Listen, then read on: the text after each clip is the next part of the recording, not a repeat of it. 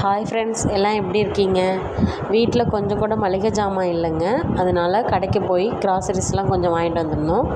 இந்த காளான் 2 நாளில் செய்யணும், இல்லைன்னா எக்ஸ்பிரி ஆகிடும். அப்புறம் மார்க்கெட்டுக்கு போயிருந்தோம். மார்க்கெட்டில் வெஜிடபிள்ஸ்லாம் ரொம்ப ஃப்ரெஷ்ஷாக இருந்துச்சு. அதனால் எல்லாத்துலேயும் கொஞ்சம் கொஞ்சம் வாங்கிட்டு வந்திருந்தேன். நான் அப்பப்போ தான் வெஜிடபிள்ஸ் வாங்கிக்குவேன். ஏன்னா மொத்தமாக வாங்கினா அதே ஒரே டைமில் செய்ய முடியாது. 3 பேருக்குனால நான் கொஞ்சம் கொஞ்சமாக தான் வாங்கிக்குவேன். அப்புறம் இன்னொரு விஷயங்க, எங்களுக்கு ரொம்பவே ரொம்ப ஒரு ஃப்ரெண்ட்லியான ஒரு ஃபேமிலி மெம்பர் தவறிட்டாங்கங்க. திடீர்னு அவங்களுக்கு என்னென்னா கேன்சர். உடம்புல ஒரு சிம்டம்ஸாவது காமிச்சிருக்கும் கண்டிப்பாக. ஆனால் அவங்க அதை பொருட்படுத்தாமல் இருந்துட்டாங்க.